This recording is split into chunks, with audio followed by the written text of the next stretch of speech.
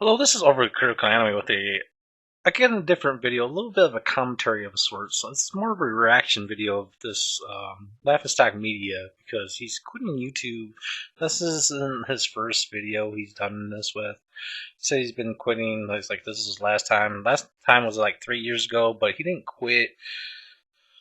I honestly think he might be depressed. I'm not just trying to kick him while he's down, but he does say some weird things in this video I'd like to cover, and I think he's wasting his potential. I'll probably call it that. I'm probably going to get them down a little bit. I don't want to say like Laughingstock Media is wasted potential on YouTube, because I think him quitting YouTube really sucks, for one, because I really think he has a niche with this, I guess essay formed of a like genre. He's really good at that stuff, like speculating on certain avenues of like what ifs, and answering questions like when to sell, when did Dr. Jerome make Cell and stuff like that. And we'll address some of the things he says, because some of the stuff he says is really weird and off. So let's begin. For those of you who only really watch the first so many seconds of these videos, see what they're about, and then tune out, that doesn't mean I'm going to be leaving December 31st or anything like that. What it means is that sometime within this next year, I am going to be done. That means that this could be my last video. Tomorrow could be my last video, or just last day on the platform. Any day within that next year, I'm going to be done as a YouTuber. And, I kind of like to keep people on their toes in a sense, right? I want you guys to think and to know, as a matter of fact, that every single video I do moving forward could be my last one on here. Now, a lot of you might be wondering why this is the case. I also want to mention, he looks already like kind of done with it all. Like, maybe I'm just like reading into it a little bit much, but he just looks like he doesn't even want to even try anymore. And it's simple. The truth is that I don't like doing YouTube anymore. I don't enjoy making content on here. And I noticed, like, his last video, when he did this, he said he didn't like Dragon Ball anymore, which I think it has a lot to do with it. So I don't think he's being 100% honest here, to be frank here. I honestly haven't for a long time now. You see, the thing is that YouTube isn't fun for me anymore. As a matter of fact, it takes away all of the fun from all of the subjects I discuss for the most part, and it makes them, and me ultimately, far more stressing and stressed out, and really just not enjoy my life. The more recently I've taken breaks from YouTube and kind of allowed myself to live, and the more that I've come back and done this and done that, the more I've come to realize that YouTube really, for me, is more of a negative influence on my life than a positive one. It is a toxic environment, a toxic workplace, to use the parlance for our times, and he doesn't really go into much detail, as you will see. But let's listen in to see, maybe he gives some reasons. A thing that I just don't really want to do anymore. When I started doing YouTube in 2014, things were a lot different back then. I could talk about anything I wanted, and I would have a lot more fun doing so. It was more, not just liberating, but I was working actively towards something. In 2016, it was the biggest year on my channel in terms of overall viewership. I had so many views, but I was able to talk about movies, TV shows, wrestling, video games, and of course anime, my most popular one being Dragon Ball Z and the Dragon Ball franchise. And the truth is, with regard to that, I definitely always got the most views on Dragon Ball Z. I definitely got some on wrestling too, and stuff along the way, but over time, YouTube basically took that freedom to talk about whatever I wanted away from me. They started to change as a platform and started to change my I mean, It's been that way for a while. I'm surprised he's doing this now because, like, YouTube's been pigeonholing creators for a while now. This will get into. Let's continue listening now. Channel in terms of like making it to where it was condensed, where I could talk about anything. Then I could only really talk about anime. Then I could only really talk about Dragon Ball as a franchise. Then only Dragon Ball Z, and now basically only one arc. And Yeah, the algorithm is strange like that. I've noticed it a few years back. I think it's been about 5 years, so I'm surprised he took this long to, like, I guess, like, tough it out or whatever. But, like, yeah, it just keeps on narrowing. Like, if you do talk about anything else besides, like, outside of what your normal, I guess, uploads are, you will get significantly less views. It's just, I don't know what it is, why it does that, but it's pigeonholed a lot of people. Like, you could tell it, like, any big, unless you're like huge, like, you have to have millions of, you know, subs to really pull off where you can talk about something else. But, like, if you talk about, like, Dragon Ball Z, for example, it'll just pigeonhole you pretty hard. And if you talk about, whatever, like Chainsaw Man, yeah, you'll still get views, but it'll just be far less, which really sucks. every single time I would diverge from that and go outside the box that they were forcing me into, this cell, this prison of a channel, of YouTube as a platform, I would be punished for doing so. It'd be like trying to break out of prison and then being shot, or hit with a stun gun or something like that. YouTube would tank my algorithm. They would unsub people from my channel without them even doing it. They would do so many things to undercut me and be like, "Stay in your place, Mike." And eventually, that's what this kind of became, a prison for me, a kind of a miserable, stressful existence for me. And not just that, but also all the fun of everything I do, everything I talk about is inherently stripped away from me doing this. Like recently on my channel, I talked about how I am not going to be doing Dragon Ball Daima reviews anymore. And that's for a couple reasons. The first off is because of the obligation factor, not the most important one, but if I have to keep doing Daima reviews I mean, I looked at some of his videos. It didn't seem like they were pigeonholing him. It's like pretty much the same. There were outliers here and there, but it wasn't like too abnormal. for the entire these series every single week moving forward, then that gives me less freedom to finally walk away from doing this and not have to do it anymore.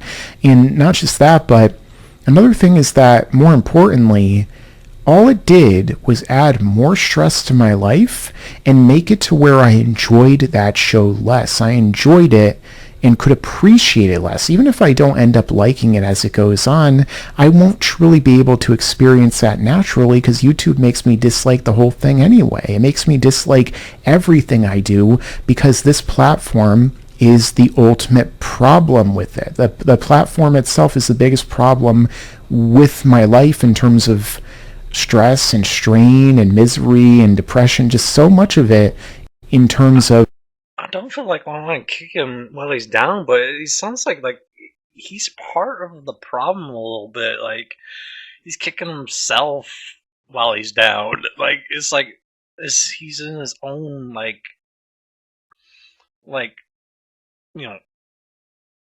self-fulfilling prophecy. Like, he feels like he's going to fail, but so he will. It's really weird how he's talking about this. Of what all of it is right now for me.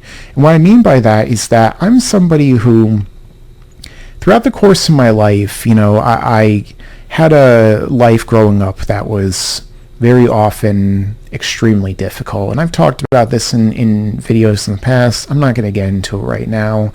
But as time went on, as I started to learn more concepts like boundaries and, things that were neglected with me when I was growing up and stuff, I came to start to be able to do more internal inventories of myself, to understand like what it is in my life that brings me joy and fulfillment and what brings me stress. And the things that bring me stress, that bring me negativity, that make me really unhappy, I've been slowly but surely taking them away from my life. And YouTube, every single time I do an internal inventory, is the number one thing in my life that makes me more miserable, more stressed out, and more depressed than anything else. And I wish he would go in more detail. He kind of does, but he kind of like beats around the bush a lot. But let's see where he goes with this. I have done everything I can to reduce all of the parts of the process that I hate about doing YouTube. I went from making all my videos being highly intensely edited and making weeks of editing and work per video, and doing it to where now it takes significantly less time and effort, and yet I still hate basically the entire process of making videos. They're still so stressful. They cause so much anxiety, so much just everything. And none of it is worth it in any regard, to be honest. Like in terms of financials, for instance. And I'm going to say something that most YouTubers won't tell you because they feel like the jig will be up for them if they do. But I've always tried to keep it 100 with you guys and be totally honest. YouTube right now, it's my main source of income and it is my job. That's the main reason I still do YouTube to this day, because it is the only real way that I'm making any money in my life. But the thing is that on YouTube, I make far less, and on average, I have always made far less than minimum wage. The amount of money I earn on YouTube is below the poverty line, and it has been so terrible this year. I don't know where he lives, but like, I don't see how he's making less than $7.25 an hour.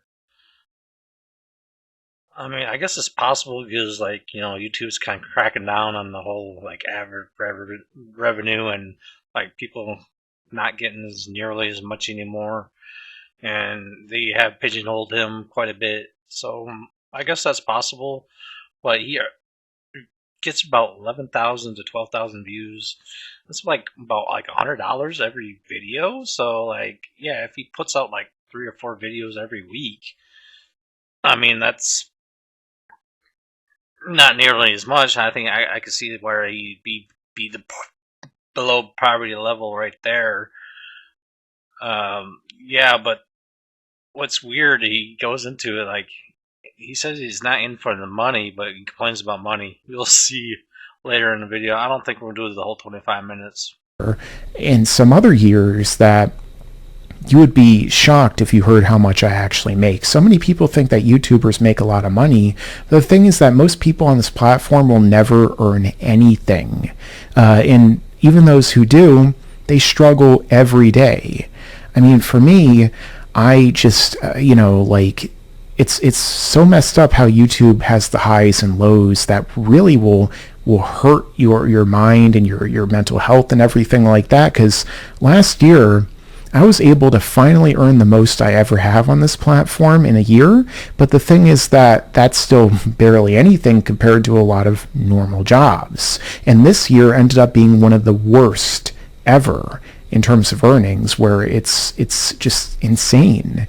And when you really factor in the amount of hours that go into YouTube, even with my content now, it just isn't worth it. I could work at McDonald's and make way more money than I do on YouTube, but because of I don't know how much he'd be earning at McDonald's. I'm guessing it's like $15 an hour, but like depending on how many, like if he like works, 8 hours a day and he edits 8 hours a day, that'd be crazy if he's earning more at McDonald's than YouTube.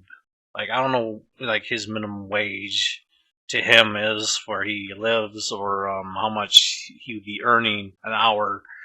Granted, I don't know the figures, but like that's a little bit weird that he doesn't have a part-time job all this time. So like, I feel like he's shooting himself in the foot a lot here. sunken cost fallacies, and because honestly, I have gone out and tried to get a job. And in this market, it is almost impossible. People, even in the social media industry, people just don't see my value as a worker. I mean, my whole life, it feels like most people haven't really seen my value in general. In that, This is the weird part about like these weird tangents he has throughout the video. Like this kind of comes out of nowhere. Like I mean, you said your sole like income was YouTube. It doesn't sound like you had a part time job. So like once you go out to McDonald's or wherever, they're going to want to see at least you have some experience somewhere. And I don't know how long you've been doing YouTube and like relying on it 100% for your income, but you can't tell like a potential employer like if they ask you what you've been doing for the last 5 years, you're like, well, I've been doing YouTube. That's probably not going to fly very well. I'm just saying, like, it's really weird that he doesn't like realize like he's sabotaging himself.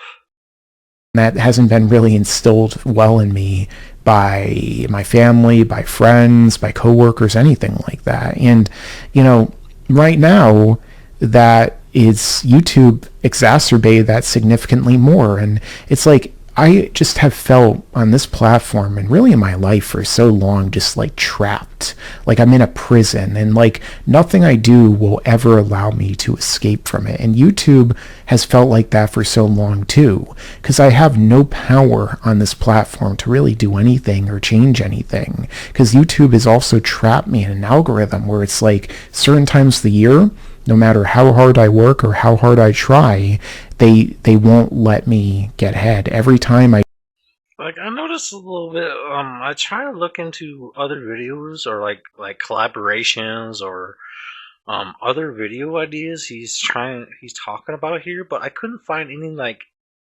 collabs with other YouTubers. Maybe he has done that, but I couldn't find any videos of him like lately collabing with anybody. Uh, I just didn't see it. I tried to look for it, like any other like things he was trying, like behind the scenes to like break out of this, hole. But I just couldn't find anything. I think that's a missed opportunity.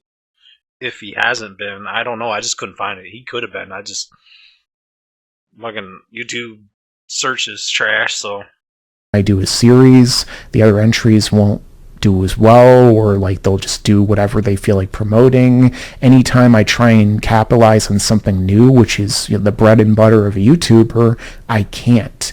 When I finally hit the milestone of 100,000, YouTube basically killed my growth and locked me into this trend that I cannot escape from. And weird he says that because he has 153,000 right now when he did the video. So it felt like 50,000 in like a year is insane. I don't know how long that took, but I'm thinking like a year. If you're going 50,000, 53,000 subs a year, that's pretty fucking good. I'm just saying. I don't know how long it took him from 100 to 153. The 53 thousand. I don't know.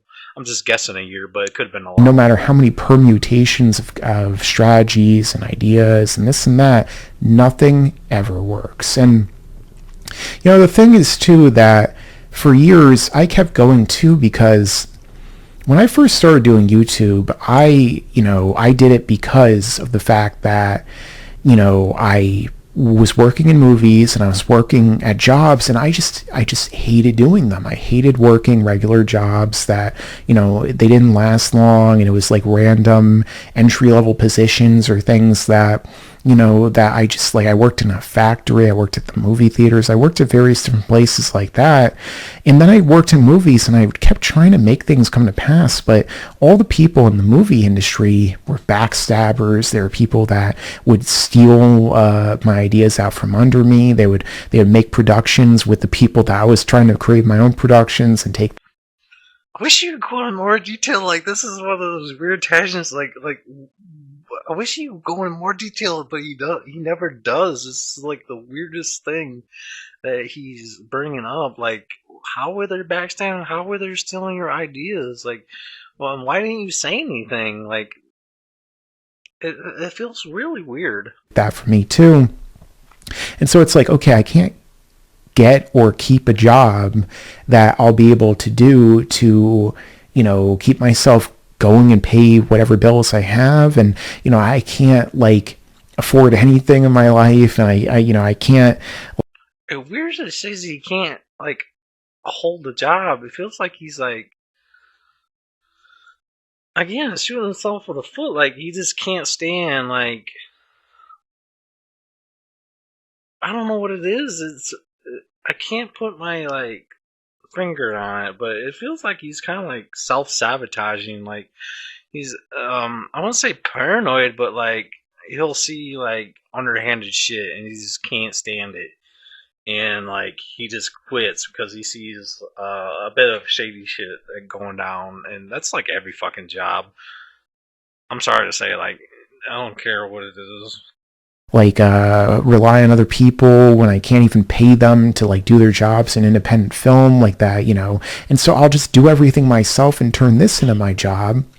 And then in this industry, I met a bunch of people. I had a friend group. It was cool. It was a lot of fun. Back then, when I started YouTube and was able to talk about anything I wanted before they condensed and compressed everything down to one franchise and one arc, basically, that I could talk about, the prison of Cell Saga Media, essentially. This is where I find it a bit weird that he says he's locked into the Cell Saga because I looked at his past videos and a lot of his excuse me, Cell game, like not games, but videos have about the same amount of views he usually does. There's like one outlier that was about 3 months ago, and that was when did Dr. Zero create Cell? And that was the only outlier I could find. Any other videos, I mean, some of his Cell videos did a little bit better than his other videos, but they're pretty much the same. So I don't know where the hell he's getting this. I was able to have these long group calls with friends. I was able to do this stuff. After a life of basically feeling like I'm in prison, like a solitude of being alone and miserable, I finally had a group of friends. But the truth is, I was all their friend, but they were never really mine. A lot of these people, they were liars, they were manipulators, they were gaslighters, they would stab you in the back just so that they could make an extra buck. They would I like to know who the hell he's talking about here. And he's talking about YouTube, like other like YouTube, like I guess ZTubers, like this in the same kind of genre, like who talk about Dragon Ball Z or like I won't say anime because I don't think he's talking about anime in general. I think he's talking about Dragon Ball, like bigger Dragon Ball, like YouTubers, and he never says who they are. But I'd really like to know who the hell he's talking they would about. do everything that you have heard about in terms of the worst like people in the show business or anything like that, but they were doing it in such subtle ways that it took me years to really even pick up on it. And these are the people I thought were my closest friends, my closest allies on the platform, my closest companions, whatever terminology, my nakama, whatever you want to say. But they were really all just self-serving and prioritizing their own utility over morality. They saw me as a friend of utility and what they can get out of me, extract from me, and also as a person that Like what? Like he never gets into detail, and he never says who the fuck it is. So I'm really confused why he's bringing this up. made them feel more powerful. They would hold me down. They would, put themselves in a position over me. They would keep my self-esteem low. They would keep giving me What? How? I don't like. Again, this seems like he's like projecting this kind of stuff on himself because he doesn't actually like articulate what is going on, and like maybe he's afraid to, if he goes in more detail, people will know who he's talking about. He doesn't really want to know, like, put it out there who it is, but like it's very confusing. Like listening to him, and you're like can't help but think he's like Mike here is part of the problem. Laughingstock Media is part of the problem. I don't know that for sure, but it just seems to come off like that. Me bad advice on purpose to hurt me as an individual and push me toward the edge. And Like, how do you know it was bad advice? Did you take it and it turned bad? And if you knew it was bad advice, why did you follow through with it? Like maybe you didn't know it was bad advice at first, and like it turned out to be bad advice. But like, I wish you'd go in more detail again. Like, it's just really weird. in the end, you see what I'm saying? And they never really cared or had empathy or sympathy because all they care about is themselves, their fragile egos, their incredibly small sense of self-worth which they have to project on. I'd like to know how he really knows this for sure. Like, 100% like, this is a fact and he knew that. Maybe he's just like, speculating that's what the reasons were, but I don't see how he knows this. On everyone, say how great they are, because deep down they know that they're not, and they know that they're just miserable human beings. And so I had to ultimately, when I started to realize what was going on with them too, I had to have them be gone from my life as well. I had to remove them as well, because the thing is that as I've gotten older, I might have already mentioned this. I've had to try and record this video several times now because it just wasn't coming out the way I wanted it to be. I have come to start to be able to realize what brings me peace and contentment in my life and what doesn't. What things will allow me to be happy and fulfilled, and what will allow me to be stressed and depressed and miserable as it is. And I do these internal inventories, and YouTube is always the number one thing on my list that makes me unhappy, miserable, depressed, and I don't. I wish he would go more detail about it. Like, he did kind of like he feels like he's pigeonholed, and he's kind of feels burnt by some of these other people that used to, I guess, be who he thought were friends or were helping him. But again, it feels like he's like, I don't know. It feels really weird that he's saying this stuff. Like how he was gaslit, he got bad advice on purpose, but like I feel like some of this is his fault. I'm not trying to victim blame or like stuff like that, but like it sounds like he didn't really do anything about it. And if he did, he doesn't really say. don't enjoy doing it anymore because of that, and I want to just no longer do it because of that. But again, it's like I've always felt just like trapped because I can't even afford to survive otherwise, other than doing this right now. And for years I tried to vocalize this to my audience and tell them, guys, like, I need your support, I need this and that.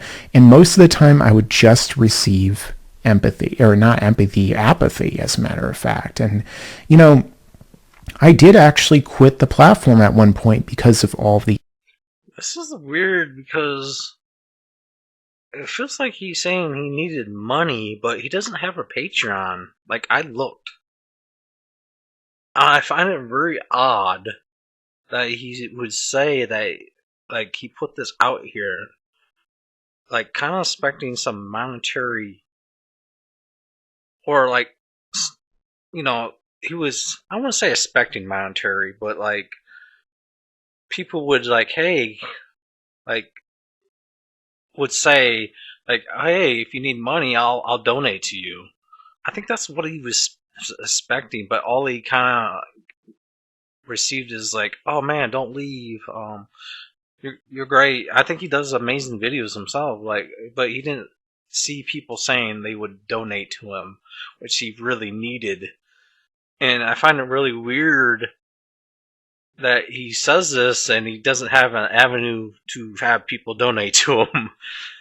Like, he should open a Patreon. I mean, like, Patreon's been like existing for like almost 10 years, so I don't know why he hasn't tried to at least have a Patreon where he can release, his videos a couple days earlier for a couple dollars. Like, if you did that tomorrow, I would be the first one to freaking sign up for that. Like, oh, pay me $1 to see my videos 2 days earlier, or $5 to see my videos 3 days earlier, or whatever. I think a lot of your fans would pay for that.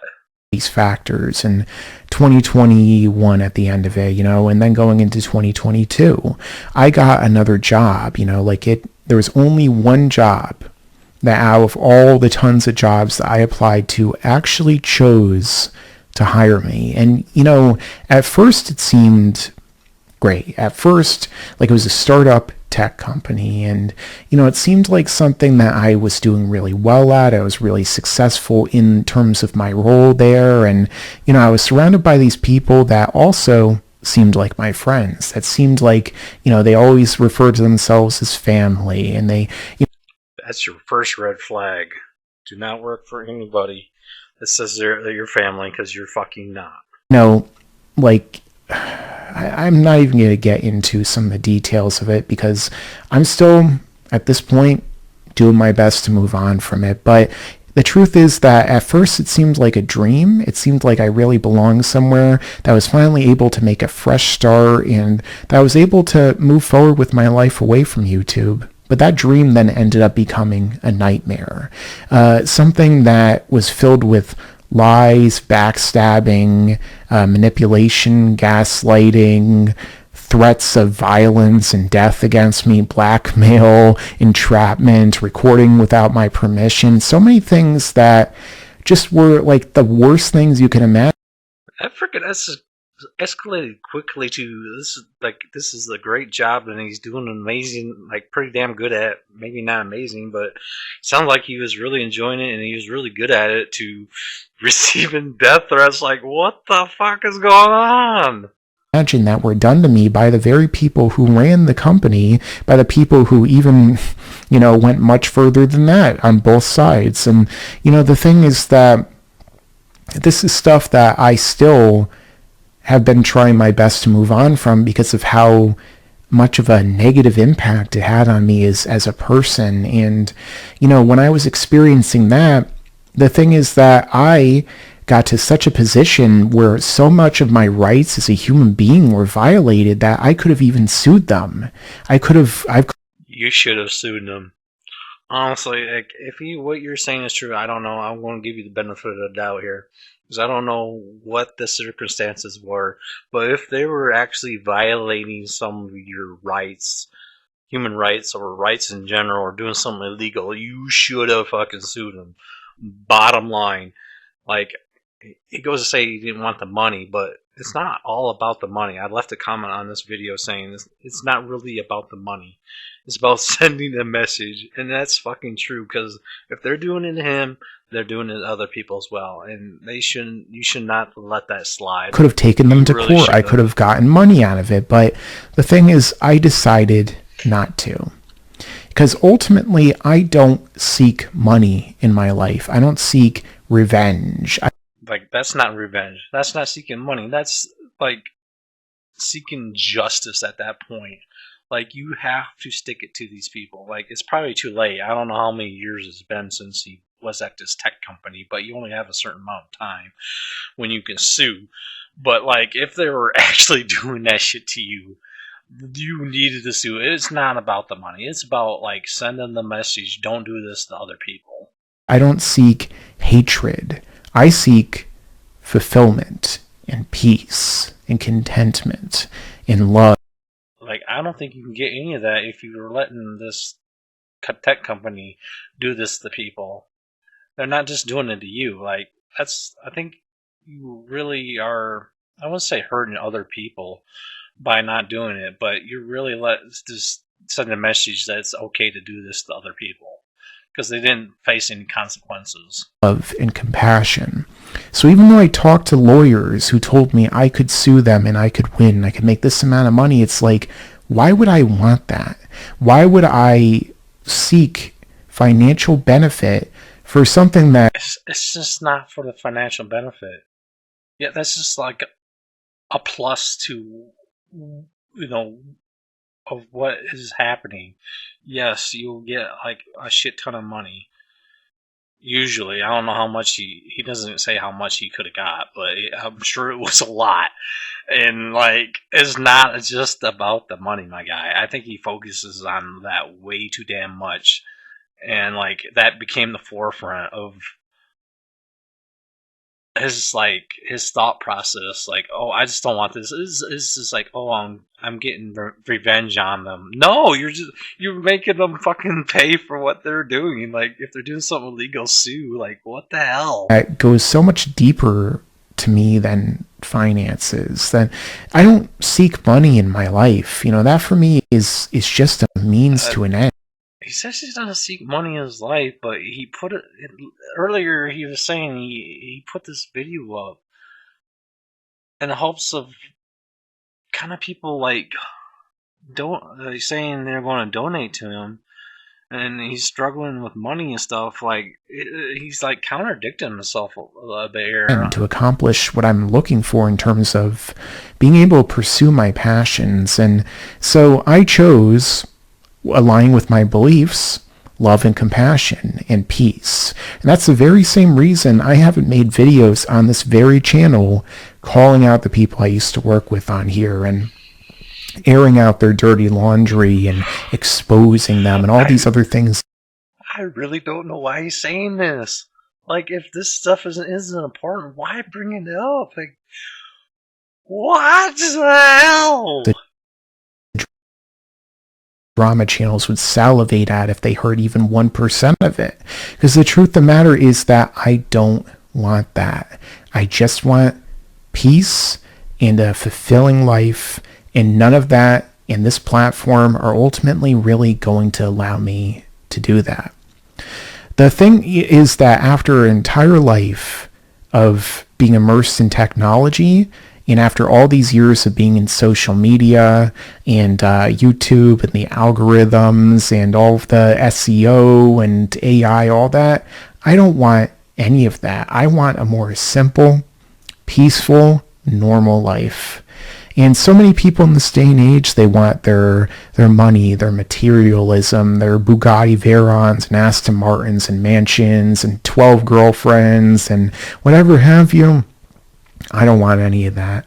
Like, you can have that and be happy as well. That's a weird point to make. Like, you've been watching Andrew Tate a lot lately. I don't know. That seems like really random. Where you got the Bugatti and 12 girlfriends. That sounds like quite a bit like Andrew Tate.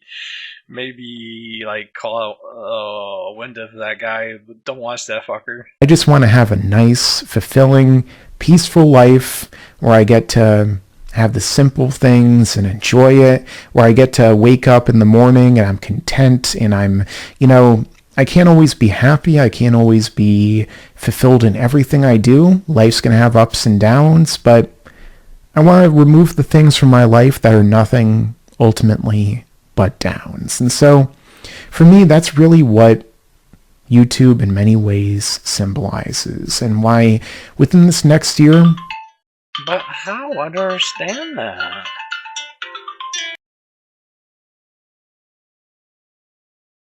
I'm planning to walk away from it. And this time, it's not going to be like it was last time, where I came back because I was like, well, at least YouTube is better than this nightmare I just came out of. It's not going to be another situation where it's like, well, at least I can give it another shot and reduce the pressure and the stress and all the other stuff like that and make it to where it's a more enjoyable experience for me. Because ultimately the problem, no matter how much I reduce it, no matter how much I change it, is YouTube itself, is this platform, and is the way that I have had to use it in recent years and really the entire time.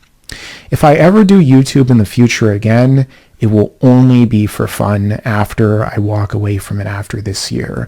It will only be in terms of coming back to talk about whatever I think I'm gonna stop it there. I think I get the gist. I know there's about like 4 more minutes, but like,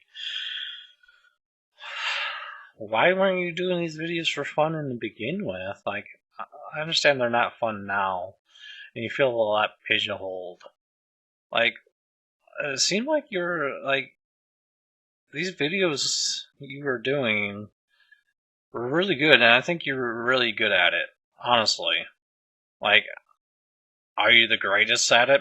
Probably not, but you are very talented at these kind of videos you've been doing on this channel.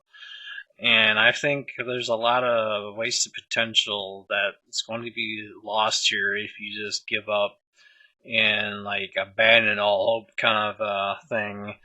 Um, Maybe there's a bit of doomer attitude here. I don't know. Like, maybe I'm reaching with that one, but like, he seems to be, as I said earlier, a self fulfilling prophecy. He's like, well, this is going to happen, therefore it will.